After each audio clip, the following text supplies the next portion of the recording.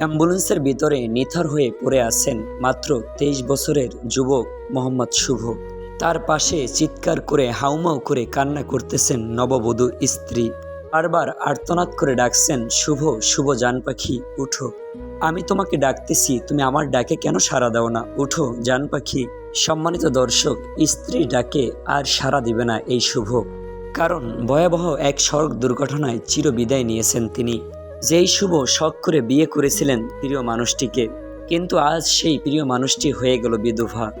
৩ বছরের পথ চলা তাদের, কত স্বপ্ন, কত আশা, কত ভালোবাসায় ভরা ছিল তাদের এই ছোট্ট সংসার। ভেবেছিলেন তারা জীবনে দীর্ঘ সময় কাটাবে একসাথে, কিন্তু ভাগ্যের কি নির্মম পরিহাস, মাত্র ৩ বছরেই থেমে গেল তাদের সংসার জীবন। লাল শাড়ি সরিয়ে এখন সাদা শাড়ি পরে মেয়েটিকে বাঁচতে হবে সারা জীবন। যে মেয়েটি ভেবেছিল একসাথে সারা জীবন থাকবেন, কিন্তু সে মেয়ে আজ স্বামীর পাশে বসে অঝরে কান্না করছেন।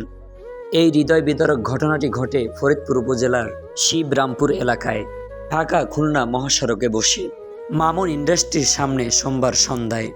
সারাদিন ঘোরাঘুরি শেষে ৩ বন্ধু মিলে মোটরসাইকেল করে ফিরছিলেন ফরিদপুরে। জানা যায় শুভর বন্ধু চালাচ্ছিলেন বাইকটিকে, আর শুভ বসেছিলেন একেবারে পেছনের সিটে। মহাসড়ক বলে কথা, বাইকের গতি ছিল অনেক। আর হঠাৎ ঠিক তখনই গলির ভিতর থেকে একটি রিকশা চলে আসে মহাসড়কে। রিকশা দেখে তারা হতভম্ব হয়ে যায়। রিকশার পাশ কাটিয়ে মোটরসাইকেল নিয়ে ওঠার সময় নিয়ন্ত্রণ হারিয়ে মোটরসাইকেল থেকে ৩ বন্ধু ছিটকে পড়ে যায়। ঠিক তখনই পিছন দিক থেকে একটি ট্রাক এসে শুভর বুকের উপর দিয়ে চলে যায়।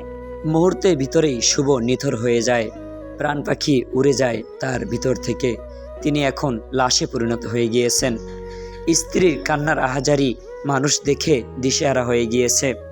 আসলেই মানুষের জীবনটা একেবারেই সংকীর্ণ। কত স্বপ্ন নিয়ে মানুষ দুনিয়াতে বেঁচে থাকার ইচ্ছে করেন, কিন্তু আদৌ কি সেই স্বপ্ন বাস্তবতায় পৌঁছায়?